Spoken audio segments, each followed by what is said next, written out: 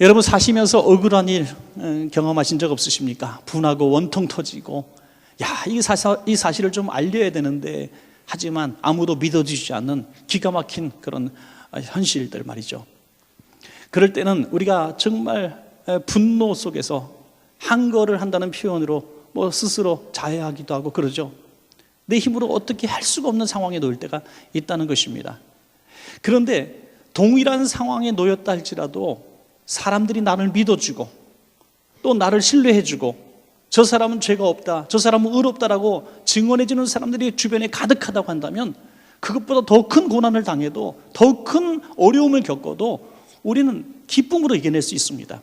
그것은 마치 자기의 죄로 감옥에 들어간 사람과 정의와 또 어떤 고상한 목적을 가지고 감옥에 들어간 사람과 천지 차이인 것을 우리가 보게 되는 것이죠. 한 영국인이 미국으로 이민 가서 미국의 시민권을 획득하고 잠시 살다가 이제 어떤 사업 목적으로든지 자기 개인의 목적으로 이제 쿠바로 내려가서 이제 살게 됩니다. 경력이 참 특이하죠. 영국 사람이 미국 왔다가 또 쿠바로 내려갔는데 이것을 이상하게 여긴 사람들이, 이제 쿠바 시민들이 이상하게 여겼습니다. 그때 마침 이제 시민혁명이 일어나게 되었고, 이제 스페인 정부는 이 사람을 이제 간첩 혐의로 체포를 하게 되죠. 그래서 이 모든 재판 과정을 스페인어로 진행했기 때문에 이 사람은 한마디도 알아들을 수 없는 가운데 그냥 어이없게도 사형 언도까지 받아요. 이게 1600년대 얘기니까 그럴 수도 있는 일이죠. 그래서 이 사람이 늦게나마 이제 영국과 미국에 사람들을 보내서 이제 영사관에 보내서 자기의 무죄함을 호소하게 됩니다. 그래서 미국과 영국이 동시에 이제 영사들이 와서 조사를 해보니 이 사람은 어이없게도 잡힌 거거든요. 아무런 죄가 없어요. 그래서 아무리 항변을 해도 정말 고집이 센 스페인 장교를 이길 수가 없었습니다. 형집행장으로 막 끌려가는 거예요. 그 순간 영국 영사와 미국 영사가 국기를 하나씩 갖고 와서 형장에 서 있는 이 사람의 몸에 확 감았다는 거예요. 그리고 스페인 장교를 향해 외쳤습니다. 당신이 자신 있으면 이 두 나라 국기를 향해서 총을 쏘시오. 두 나라가 당신을 가만두지 않을 것이오 라고 엄포를 놓는 것이죠. 스페인 장교가 두 나라 국기를 감싸고 있는 그 사람을 결국 쏠 수가 없었다는 이야기입니다. 여러분 얼마나 든든했겠습니까? 강대국인 두 나라가 자기를 지켜준다고 하는 이 안심한 이 마음이 그를 얼마나 자랑스럽게 했겠습니까? 여러분 우리는 이 사실을 믿을 때에 더 큰 은혜를 우리가 누리고 있다는 사실을 깨닫게 되어야 되는 것입니다. 그것은 유월절 어린 양의 피이신 예수 그리스도의 피가 우리를 감싸 안고 있기 때문에 어떤 음부의 권세와 사망의 권세가 우리를 가까이 하지 못한다는 사실을 믿으시기 바랍니다. 우리는 예수의 피가 우리를 덮고 있어요. 많은 분들이 두려움에 빠져 살아가고 있습니다.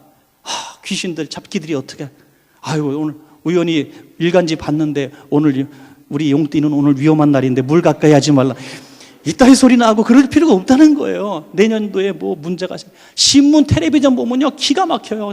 다 나라가 망할 것 같아요. 제가 지난주에도 말씀드렸지만 어떤 기사가 나와야 희망적입니까? 네? 쌀이 풍년이 돼도 문제가 되고 기름값이 떨어져도 문제가 된대. 참 어떻게 하면 좋아? 긍정적인 측면으로 바라보시기 바랍니다. 하나님이 우리와 함께 하시니 우리는 과거도 함께 하셨던 하나님이 지켜주신 것처럼 오늘도 함께 하시고 내일도 하나님이 인도하실 줄로 믿습니다. 여러분, 우리 그런 의미에서 또 본다면은 우리 가장 귀한 보물 같은 분들은 여러분의 가족인 줄로 믿으시기 바랍니다. 어떤 상황과 형편에서도 가족은 끝까지 변호자로 서 있습니다. 저는 부모님들 보면 참 그 자녀들을 한 사랑이 정말 일방적인 걸 보게 돼요. 밤늦게 우리 아들이 친구들과 싸워서 파출소가 있다 그러면 쫓아가서 친구들을 막 욕을 해요. 니놈들을 왜 착한 내 아들 꼬셔갖고 그러냐. 따지고 보니까 자기 아들이 주동자인지도 모르고 말이죠. 그러니까 부모들은 그냥 무조건 내리세요. 죄를 지어도 감추어주고 뭘 해도 용서하고, 집에서 쫓겨난 부모들이 그걸 방황하면서 자식 주소를 대지 않는 거. 이게 부모님, 이게 우리 정말 친밀한 가족이에요. 이 가족을 얼마나 우리가 사랑해야 되는가 하는 거죠. 또 우리는 영적인 가족, 우리 원천교회 성도들을 이렇게 사랑해야 될 줄로 믿으시기 바랍니다. 서로를 변호해주고 지켜줘야 돼요.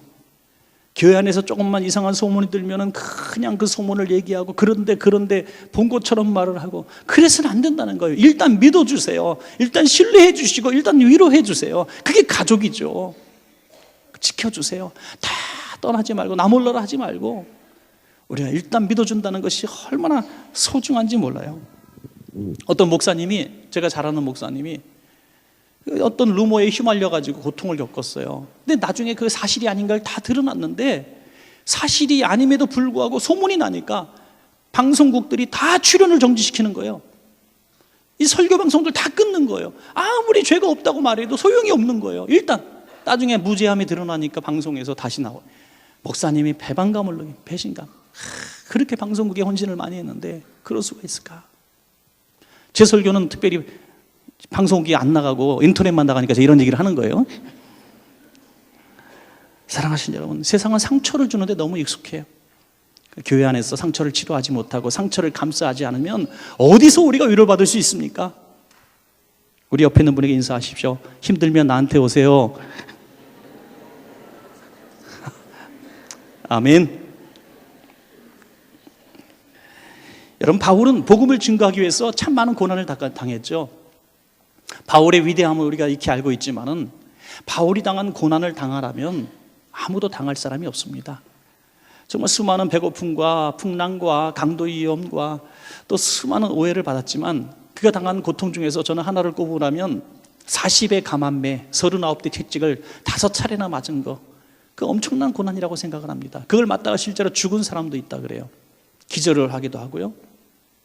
심지어 한 대 딱 때리고 더 이상 때릴 수 없어서 상처를 치료하고 나중에 때리는 경우도 있을 정도로 이거 상처가 깊다는 겁니다. 살점이 떨어져 나가는 거예요. 이 고통을 5차례나 받았어요. 그런데 제 친구 목사님들과 이런 성경 토론을 하다가 최근에 참 제가 은혜로운 그 지식을 하나 얻었어요. 그것은 이런 얘기입니다. 얼마든지 바울이 그 매를 안 맞을 수가 있었다는 거예요. 끌려가서 우리는 붙들려가서 수족을 결박당하고 막 강제로 매를 때린 걸로 알고 있는데 사실을 역사적인 근거를 볼 때 바울이 나 맞지 않겠소 하면 맞지 않을 수 있었다는 거예요. 그것은 바울에게 있었던 로마 시민권 탓입니다. 시민권이 있기 때문에 나는 매를 맞지 않겠습니다, 나는 로마 시민입니다라고 얘기하면은 유대인들이 매를 때릴 수가 없는 거예요. 더군다나 이것은 종교적인 논쟁이기 때문에 종교적인 어떤 율법에 의해서 맞는 매이기 때문에 로마 시민권자에게는 아무나 해당이 되지 않는 겁니다. 이건 유대인들의 이야기입니다. 그런데 바울이 왜 이 매를 자원해서 맞았을까? 나를 때려주시오 했는가? 유대교인들과의 관계를 끊지 않으려고 했다는 거죠.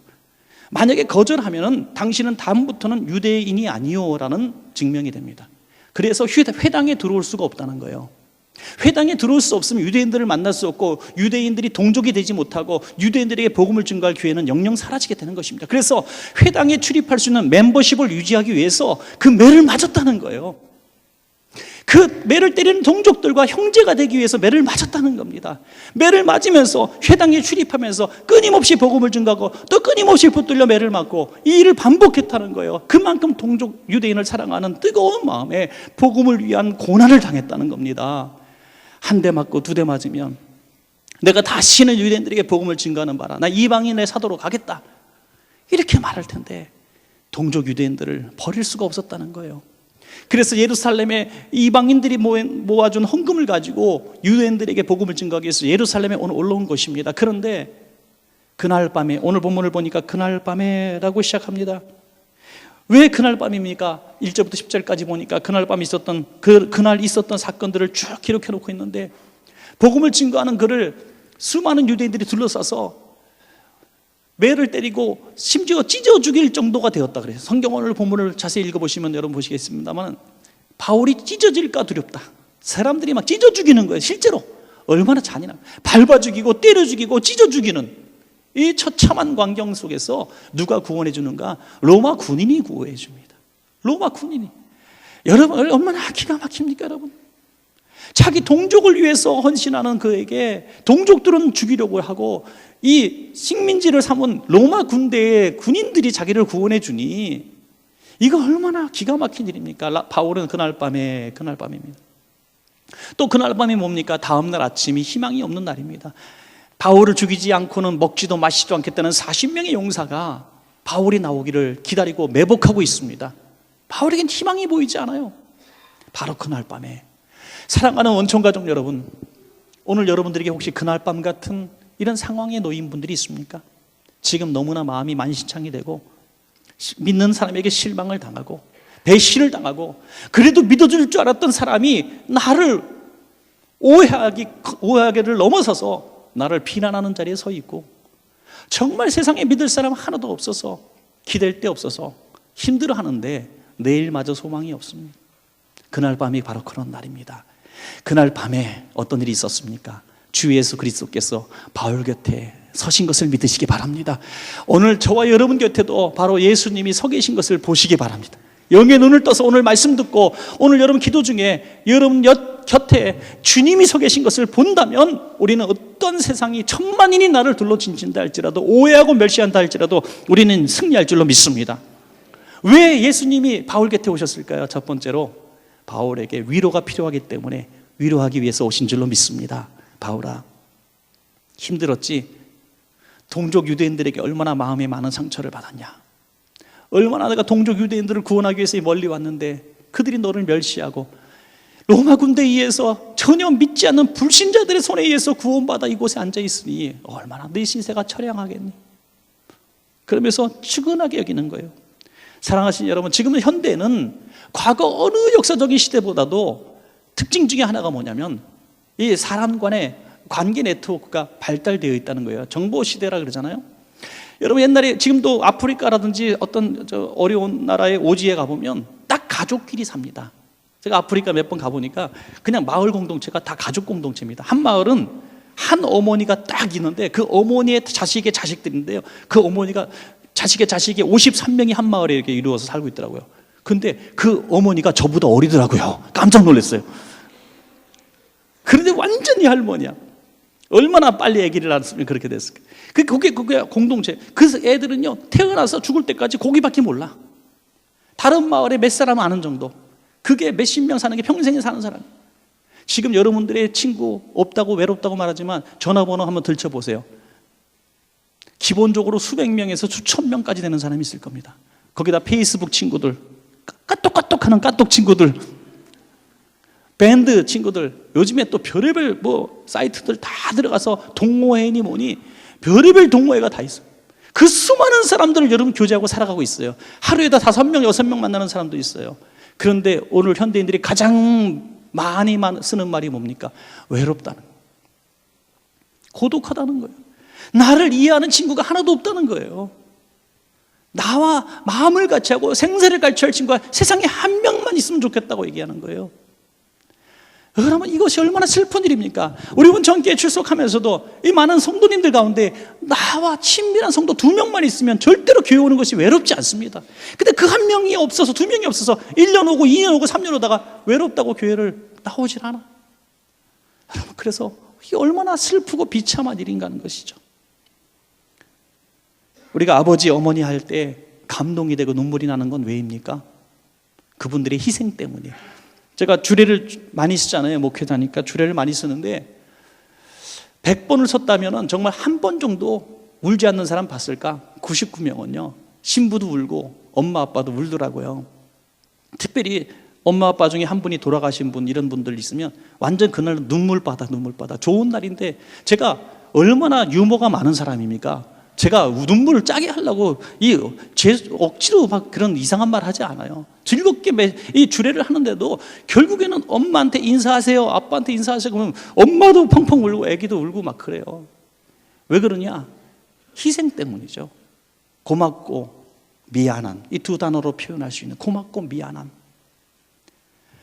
여러분 그 희생이란 것 때문에 우리는 친구가 되고 위로가 되는 것입니다. 예수 그리스도께서 저와 여러분을 위해서 고난당하시고 십자가에 죽으신 것을 믿으십니까? 그렇다면 주님이 내 곁에 서 계신 것으로만으로도 우리는 위로를 받을 수 있는 것입니다. 왜 세상에 위로를 받고 왜 세상에 가서 친구들한테 나를 알아달라고 말하고 왜 내 결벽을 증거하기 위해서 왜 여기저기 전화기 돌립니까? 그러지 마세요. 주님 아시지요. 주님 아시지요. 주님과 위로를 받으세요. 참 목회를 하다 보니까 속 터질 때가 많아요. 제가 말을 한번 딱 던지면 저는 벗어날 수 있어. 저는 그런 말 한 적도 없고 저는 벗어날 수 있어. 근데 제가 그 말 딱 던지면 몇 사람이 아파해, 힘들어. 그래서 또 참아요. 이런 적이 한두 번이 아니야. 그래서 목사님들은 썩은 고목나무 속독하고 비슷하다 그러잖아요. 목사만 그렇게 했어요? 교회에서 좀 사역한다는 분들, 우리 장로님들, 권사님들, 안수 집사님 정도 되면 다 그 정도 아픔을 갖고 있어요. 왜? 교회를 사랑하기 때문에, 내가 성도를 사랑하기 때문에 견디는 겁니다. 인내하고 참아내는 겁니다. 사랑하는 여러분, 그게 사랑이죠. 예수님이 우리 곁에서 아무 말씀하지 않으시고 못자국난 손을 보여주며 내가 너를 안다 라고 말씀하신 것이 여러분에게 위로가 되기를 주의 이름으로 축복합니다. 또한 주님은 우리에게 용기를 주시기 위해서 곁에 계시는 것입니다. 바울에게 말씀하십니다. 그날 밤에 주께서 바울 곁에 서서 이르시되 담대하라, 담대하라. 여러분, 주님이 담대하라 하시는 것은 내가 책임지겠다는 약속의 말씀인 줄로 믿습니다. 여러분, 이 능력 없는 사람이 도와줄게 하는 건 별 도움이 안 되더라고요. 예, 능력 없는 사람이, 나 너무 힘들어 죽겠어요, 사업 자금이 없어요, 너무 피곤했는데 도와줄게 하는데 우리보다 훨씬 못 사는 사람이 도와준다 그러면 별로 도움이 되지 않아요. 근데 많은 것을 가진 분이 내가 도와줄게 한마디 하면 그게 왜 이렇게 힘이 되는지. 그렇잖아요? 병원에 갔는데 당신은 죽을 거요, 다 이런 말을 하는데 세계 최고의 권위자가 있는 병원에 갔는데 그 의사 선생님이 딱 보더니, 다른 의사들은 어떻게 말했을지 모르지만 제가 볼 때 당신은 반드시 살 거요, 내가 당신 같은 환자를 다 고쳤어 라고 말하면 아멘 소리가 저절로 나올 거야. 아멘 소리가. 왜? 그분이 권위가 있기 때문에, 우리가 신뢰하기 때문에 아멘이 나오는 거예요. 주님께서 담대하라 말씀하시면 내가 도와주겠다는 약속이 있는 줄로 믿습니다. 그러니까 담대하셔야 돼요. 여러분, 기죽지 맙시다. 세상을 향해서 탐대하게 나. 리빙스톤이 16년간 아프리카에 사역하고 돌아왔을 때 글래스고 대학생들에게 강연을 합니다. 그때 어떻게 당신은 견딜 수 있었습니까? 라는 질문에 두 마디 성경 말씀이 나를 지켜줬습니다. 첫 번째 말씀이 요한복음 14장 18절 말씀. 내가 너희를 고아와 같이 버려두지 아니하고 너희에게로 오리라. 고아와 같이 버려두지 아니하리라. 이거는 저에게도 여러분들에게도 별로 감흥이 없는 분들이 많이 있을 거예요. 그러나 고아로 살았던 분들, 또는 부모님으로부터 떨어져서 오랫동안 외롭게 살았던 분들, 고향에 부모님 두고 서울에 와서 정말 가진 곡생, 말하면 눈물부터 나오는 그런 정말 잡다한 일들 해가며 무시를 당하며 고통받았던 사람들은 이 메시지를 읽을 때 가슴이 울컥할 거예요. 너 홀로 있지 않게 할게, 내가 너에게로 돌아온다. 얼마나 고맙습니까? 얼마나 고맙습니까? 어떤 분이 아버지는 옛날에 돌아가시고 어머니 한 분하고 오래 살았는데 어머니가 돌아가신 거예요. 시집도 안 가고 장가도 안 가고 젊은 나이에 돌아가신 거예요. 꿈속에서만이라도 보고 싶어서 막 우는데 꿈속에서 한번 보니까 그렇게 행복하다는 거예요. 그래서 매일 기도 제목이 꿈속에서 어머니 보는 게 기도 제목. 여러분, 이 떠난다는 게 그 마지막 끈이 끊어진다는 것이 얼마나 외로운 일인지요. 주님은 우리에게 말씀하십니다. 너는 절대로 혼자가 아니야. 우리는 영적으로는 절대로 고아가 될 수가 없습니다. 믿습니다. 정적으로 고아가 될 수 없어요. 왜? 우리 성령님께서 우리와 함께 하시고 내주하시고 동행하시고 주님 나라까지 함께 하실 줄로 믿습니다. 여러분, 두 번째 말씀은 시편 121편 8절입니다. 여호와께서 너의 출입을 지금부터 영원까지 지키시리라. 들어오고 나가는 걸 지키신다는 거예요. 여러분, 우리 자녀들 학교 보낼 때, 직장 보낼 때, 군대 보낼 때, 해외 보낼 때 얼마나 애틋합니까? 그때 자녀를 위해서 이렇게 기도하십시오. 우리 자녀의 출입을 지켜주시옵소서. 눈동자같이 지켜주십시오. 이게 얼마나 우리에게 든든한 보장이 되는지 알 수가 없습니다. 사랑하는 저와 여러분의 모든 심령 속에, 가족 속에 이렇게 용기를 주시는 주님이 함께 하시기를 축원합니다. 마지막 세 번째는 주님께서 잃어버린 사명을 주시려고, 다시 주시려고 오셨습니다. 11절 말씀 보시면 내가 예루살렘에서 나의 일을 증언한 것 같이 로마에서도 증언하여야 하리라. 이 말씀이 바울에게는 얼마나 위로가 되는지 아십니까, 여러분? 왜냐하면 바울은 지금 철저하게 패배감 속에 젖어 있었습니다. 자기는 어디 가든지 능력을 행했고 수많은 이방인들이 돌아오는 경험을 했던 사람입니다. 그런데 큰 포부를 가지고, 큰 기도 제목을 가지고 이제 예루살렘을 거쳐 로마로 가려고 했던 그의 꿈이 좌절되는 순간입니다. 하나님, 저는 여기까지인가 봅니다. 저의 역량이 여긴 거 어떻게 하시겠습니까? 제 실력이 여기까지인데요, 하나님, 할 수 없습니다 하고 쓰러져 있는 그 순간에 내가 이곳에서 예루살렘에서 증언했던 것 참 잘했다. 너 그렇게만 하면 돼. 너 그렇게 한 것처럼 로마에서도 내가 증언할 수 있도록 자리를 만들어 줄게. 내가 너를 그곳에 세워줄 거야. 훌륭했어. 잘했어. 칭찬하시는 거예요. 여러분, 주의 사역에는 실패가 없는 것을 믿으시기 바랍니다. 실패가 없어요. 우리는 항상 세상적인 기준에 이 가치 또는 수치 이런 것들을 너무나 많이 보는 거예요. 지난달에 얼마였는데 올해 얼마, 빚이 얼마였는데 얼마 줄었고, 우리 교회는 뭐 몇 명이었는데 몇 명으로 늘고, 여러분 이것에 너무 매달리는 거예요. 어느 날 저는 그런 것에 강박관념이 좀 있었을 때 성령님 제 마음에 음성을 주셨어요. 얘야, 수를 세지 말라. 수를 세지 마. 하나님의 은혜는 수에서 나오는 것이 아니라는 겁니다.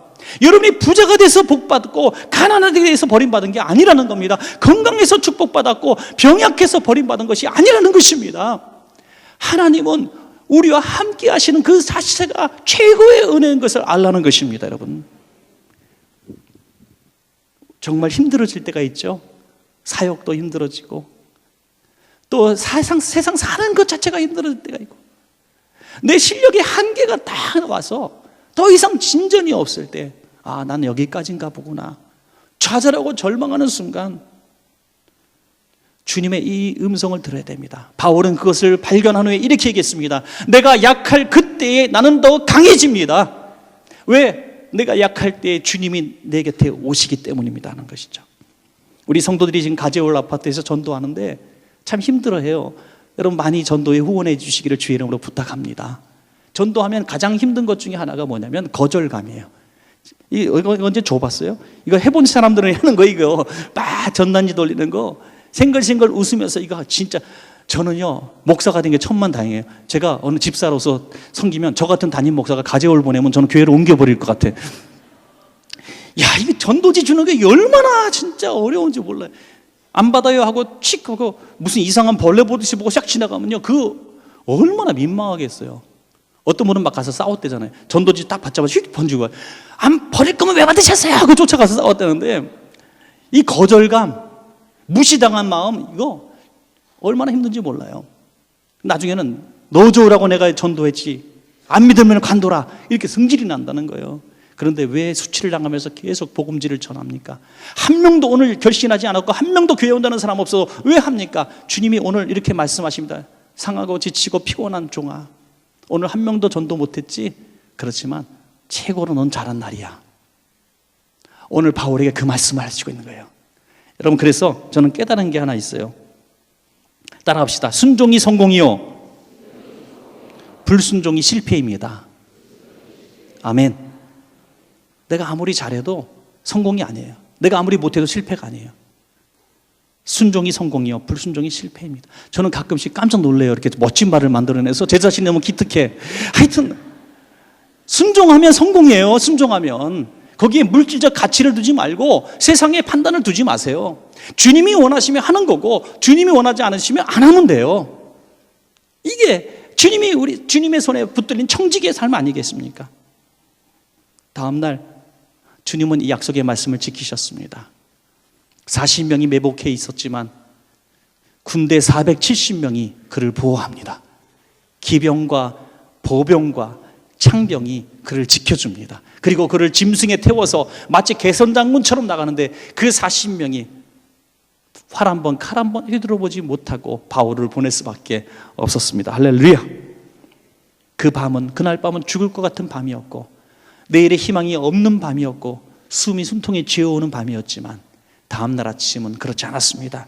로마서 8장 28절에 우리가 알거니와 하나님을 사랑하는 자 곧 그의 뜻대로 부르심을 입은 자들에게는 모든 것이 합력하여 선을 이루느니라. 아멘. 저와 여러분의 삶에도 이 복이 있습니다. 여러분, 말씀을 맺겠습니다. 우리가 아무리 신앙생활 잘한다고 하지만, 태어날 때부터 탯줄 걸고 교회를 다녔지만 막상 홀로 남았다는 생각을 할 때가 오면 우리 모두 내 신앙은 어디 갔는지 두려움에 빠지게 됩니다. 절망하게 됩니다. 믿었던 한 사람만이라도 있으면 좋을 텐데 다 나를 오해하고 불신하고 내게서 떠납니다. 정말 그런 것처럼 말이죠. 그럴 때 세상은 이렇구나 철저하게 느끼며 외롭고 힘들죠. 그러나 그때 한 분, 딱 한 분은 우리를 떠나지 않습니다. 바로 주님께서 우리 곁에 서 계심을 믿으시기 바랍니다. 그분이 주시는 한 메시지 성경 구절을 읽고 말씀을 맺겠습니다. 이사야서 41장 10절입니다. 두려워하지 말라, 내가 너와 함께함이라. 놀라지 말라, 나는 내 하나님이 됨이라. 내가 너를 굳세게 하리라. 참으로 너를 도와주리라. 참으로 나의 의로운 오른손으로 너를 붙들리라. 아멘. 오늘 이 찬양 한번 부를까요? 힘들고 지쳐 낭망하고 넘어져 일어날 일 전혀 없을 때 오늘 메시지에 너무나 잘 맞는 찬양입니다. 우리 한 번만 부르시도록 하겠습니다.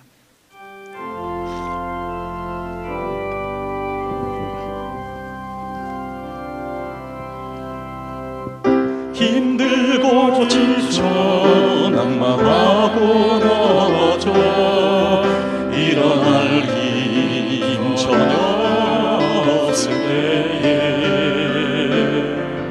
조용히 다가와 손잡아 주시며 나에게 말씀하시네.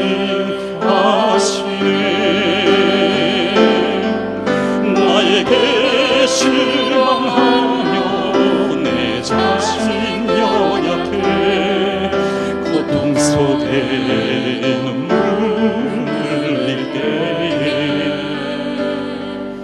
못 자국난 그 손길 눈물 닦아주시며 나에게 말씀하시네.